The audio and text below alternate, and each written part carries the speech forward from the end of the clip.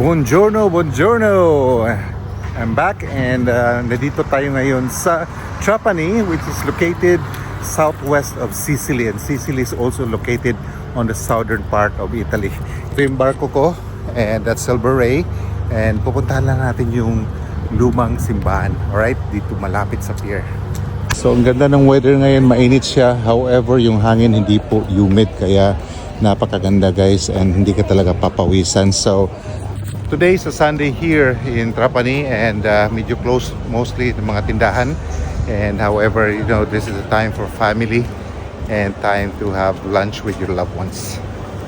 So ito na yung typical na loob-loob dito ng mga Italian houses, and look at that. Yung dami mga bahay dito guys, and look at the restaurants. Kaya naglipana sila dito. Ang dami talagang kumakain, and Italians love food. Alright, so yan guys, lakad-lakad lang tayo dito, and in a short while, we'll be near the church. Okay?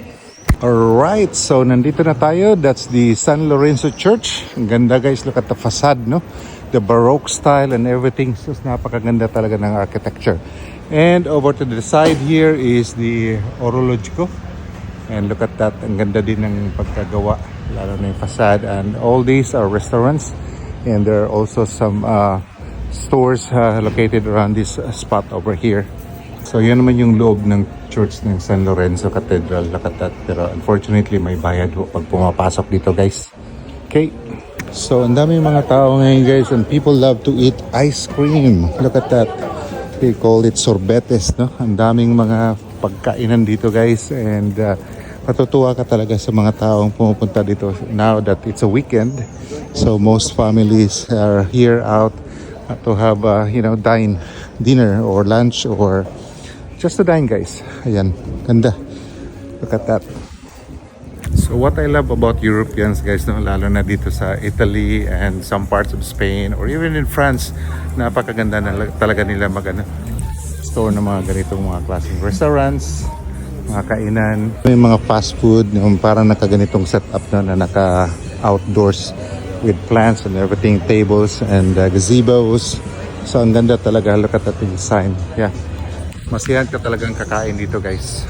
Tapos sa harap mo is ganito yung mga design. So napakaganda, medyo inspiring siya pag kumakain. Look at that design.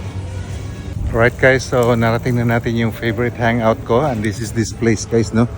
Ito talaga yung hinahangoutan dito guys, kasi merong internet ito, itong Garibaldi Street. So look at that, look at the motif guys, ang ganda.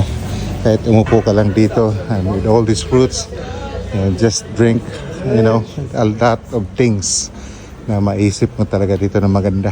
Alright, so marami pa tayong makikita doon guys, and pero hanggang dito na lang tayo. Alright, so again guys, grazie mille, and I hope to see you next time. Ciao!